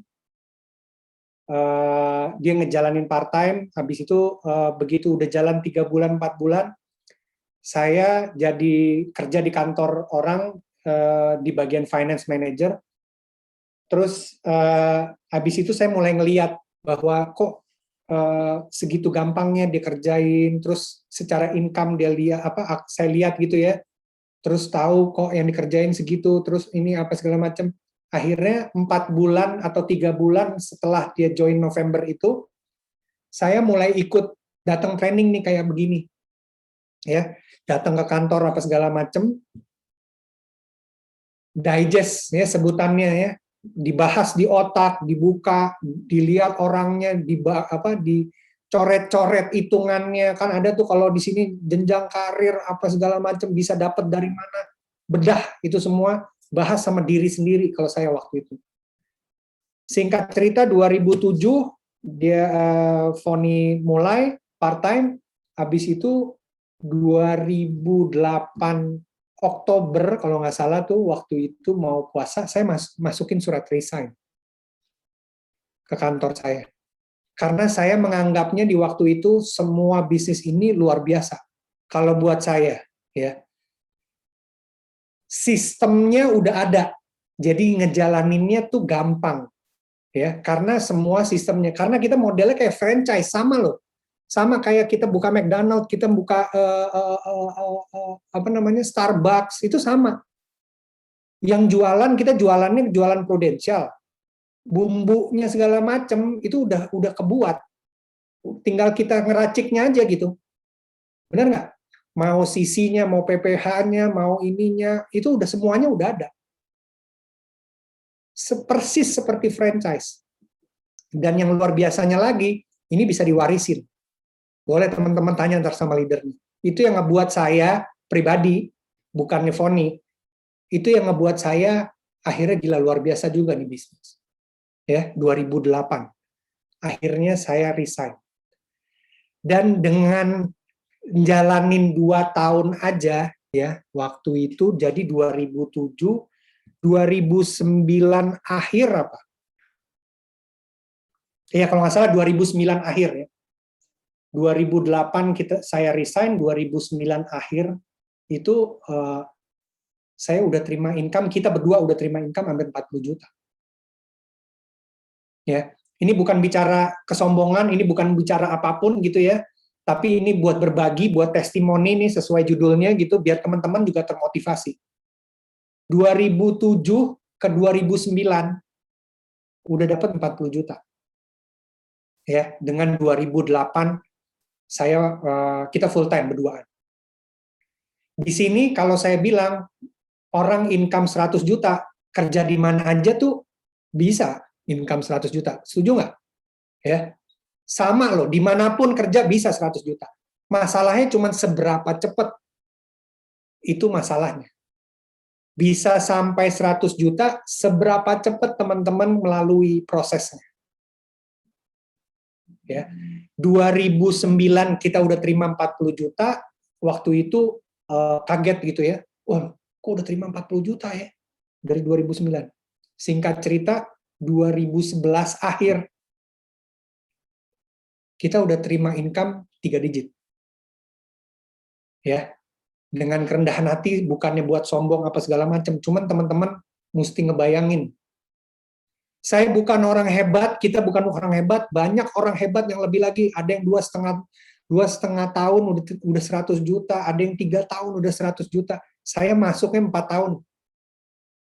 Ketemu 3 digitnya di 4 tahun, 2011. Join 2007. Ya. Yang tadi itu mindset, kalau teman-teman udah segitu cepat, otomatis kebuat sendiri. Cuman teman-teman mau apa enggak ngejalaninnya. Kalau udah terima 2 tahun terima 40 juta, rasanya sih mindset udah jadi otomatis benar sendiri. Apalagi kalau udah ketemu 3 digit. Ya. Tadi tuh yang dibilang bahwa goal apa segala macam mesti besar apa segala macam. Teman-teman, satu persatu goal tercapai loh di bisnis ini. Ini testimoni. Pelan-pelan teman-teman jalanin dengan sistem yang kayak begini potensinya. Teman-teman punya goal, satu-satu checkpoint. Ya. Ini benar-benar kejadian di kita. Makanya kita sampai hari ini, di tahun ke-14, kita nggak ngerjain pekerjaan lain dari mulai 2008 itu, kita hanya ada di Prudential. Ya, semoga ini bisa jadi motivasi buat teman-teman ngejalanin ini. Sisanya ada kendala apa segala macam, bisnis itu ya begini, harus memang ada gejolak, ada apa segala macam, tinggal teman-teman konsultasi sama leader masing-masing. Oke? Kayaknya segitu aja dulu dari saya. Semoga bisa membantu, semoga berkenan. Mohon maaf kalau ada kekurangan, kalau ada gelagapan ngomong gitu ya, karena memang dengan kondisi pandemik dan segala macam. Gitu aja. Terima kasih. Saya balikin ke Reti.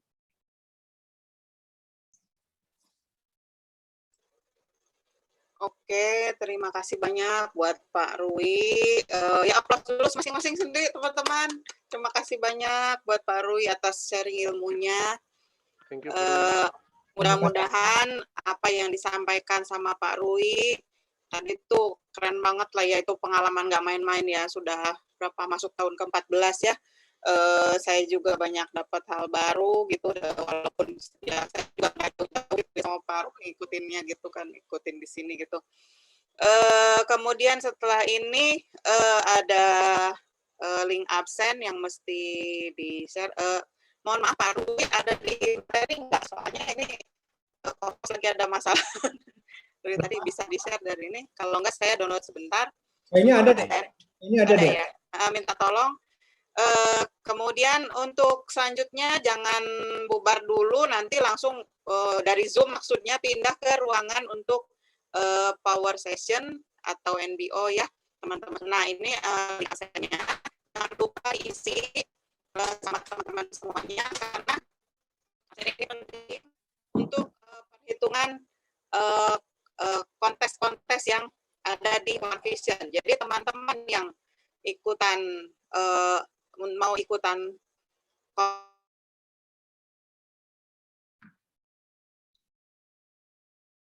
ya silakan di ini dulu apa namanya diisi dulu, di scan dulu ya. Oke, karena ini waktu juga sudah menunjukkan pukul 10:13 2 menit.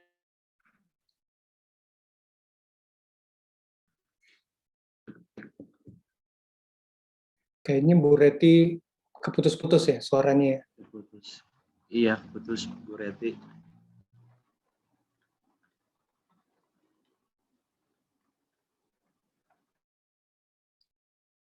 Semua langsung pindah ke ruangan untuk power session ya pagi ini. Terima kasih Pak Rui, terima kasih Pak Rama juga yang sama-sama ini kita bertugas pagi ini. Mohon maaf apabila ada kendala, ada kesalahan, kurang nyamanan dalam pelaksanaannya. Terima kasih. Selamat pagi. Assalamualaikum warahmatullahi wabarakatuh. Waalaikumsalam warahmatullahi wabarakatuh. Waalaikumsalam warahmatullahi wabarakatuh.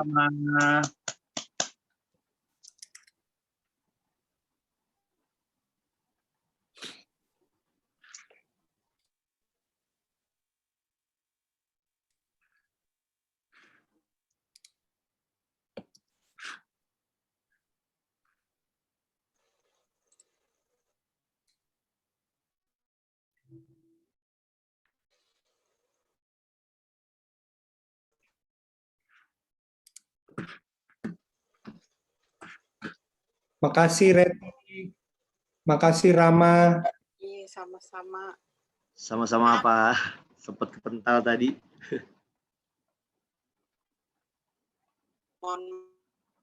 Untung udah tinggal absen.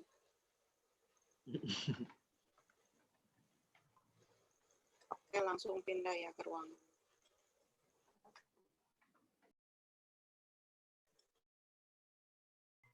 Terima kasih Pak Rui, Mbak Reti. Izin pamit ya. Sama. Terima kasih, terima kasih. Oh, terima kasih Nume. Terima kasih banyak Pak Rui, Mbak Reti.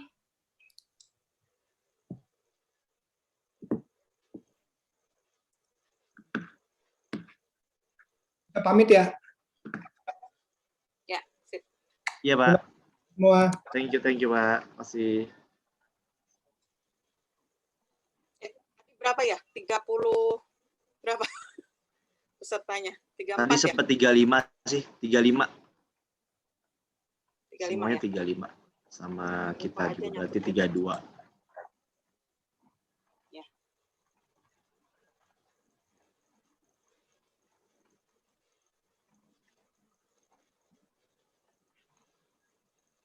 Lapor dulu. Pak Rama yang lapor ke grup, apa saya? Boleh. Ya, tolong lapor ke grup co-host ya. Lapor itu jumlahnya ya Bu? Iya, yang itu yang laporan co-hostnya itu. Laporan dua-duanya ngisi, saya ngisi yang ini aja apa maksudnya capture fotonya terus di forward ke grup co-host. Ya. biar nggak double. Tapi kalau ngisi saya juga ngisi gitu. Cuman yang forward Gimana, fotonya gimana? nanti kalau sudah selesai di screenshot. Kalau sudah selesai dilaporin, di screenshot, di forward ke grup co-host kayak yang lain. Tapi saya nggak usah supaya nggak double. Tapi kalau ngisi saya juga ngisi gitu. Belum di screenshot tadi. Putus-putus ya.